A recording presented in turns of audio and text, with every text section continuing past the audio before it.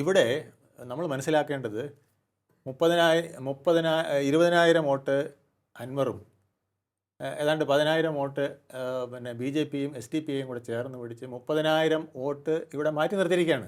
Paul ചെയ്ത 1,70,000-ൽ 30,000 vote ക്ലീനായിട്ട് മാറി. എന്നിട്ടും UDFന് 11,000 വോട്ടിൻ്റെ ഭൂരിപക്ഷം കിട്ടിയെന്നുള്ളതാണ്. അപ്പോൾ അവിടെ ഭരണവിരുദ്ധ വികാരം ഇല്ലേ എന്നുള്ളത് നമ്മൾ ആലോചിക്കണ്ടേ.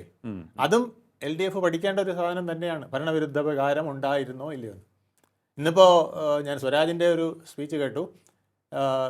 ഞങ്ങൾ വന്നതിന് ശേഷമാണ് ഇവിടെ പവർ കട്ട് അവസാനിപ്പിച്ചത്. ഞങ്ങളുടെ വികസന പ്രവർത്തനങ്ങൾ എണ്ണി പറഞ്ഞു. അത് ജനങ്ങൾ തള്ളിക്കളഞ്ഞിട്ടില്ല എന്നാണ് അദ്ദേഹം പറയുന്നത്. അങ്ങനെയാണെങ്കിൽ ഒരു ഉദാഹരണം അദ്ദേഹം പറഞ്ഞതാണ്, പവർ കട്ട് എന്ന് പറയുന്നത് ഞങ്ങൾ വന്നതിന് ശേഷമാണ് ഇല്ലാതാക്കിയത്. എന്നിട്ട് ജനങ്ങൾ ഞങ്ങൾക്ക് അപ്പോൾ അത് വേണ്ടെന്നാണോ, പവർ കട്ട് വീണ്ടും വരണമെന്നാണോ? അങ്ങനെയല്ല.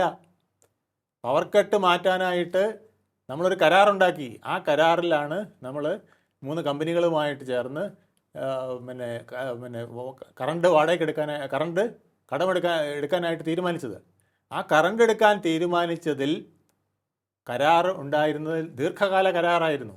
ആ ദീർഘകാല കരാറ് 4.6 ഉണ്ടായിരുന്നു. ഇപ്പോൾ നമ്മൾ 8 രൂപയ്ക്കാണ് വാങ്ങിക്കുന്നത്. ആ കരാർ റദ്ദാക്കി. ആ കരാർ റദ്ദാക്കരുതെന്ന് അന്നത്തെ KCB ചെയർമാനും പിന്നീട് വന്ന KCB ചെയർമാൻ ശ്രീ അശോകും മുമ്പത്തേത് ചീഫ് സെക്രട്ടറി ആയിരുന്ന പോൾ ആൻ്റണിയും പറഞ്ഞതാണ്.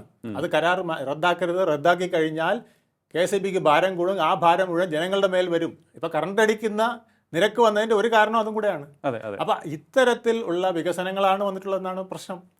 പവർ കട്ട് നിന്നു. പക്ഷേ പവർ കട്ട് ആ കരാറ് നിർത്താതിരുന്നെങ്കിൽ പവർ കട്ട് വരാതിരുന്നേനെ. അത് വീണ്ടും പുതിയ കരാറുണ്ടാക്കിയപ്പോൾ എന്തിനാണ് എന്നുള്ളത് ചോദ്യം ഉദിക്കില്ലേ. അപ്പം ഇത്തരം കാര്യങ്ങൾ ജനങ്ങൾ അനലൈസ് ചെയ്യുന്നുണ്ടെന്നാണ് പറഞ്ഞത്. ആ അനലൈസും കൂടെയാണ് നിലമ്പൂരിലെ വോട്ട്. അതുകൊണ്ടാണ് ഞാൻ പറഞ്ഞത് നിലമ്പൂരിലെ വോട്ടർമാർ പ്രബുദ്ധമായ രാഷ്ട്രീയ വോട്ടാണ് ചെയ്തത്.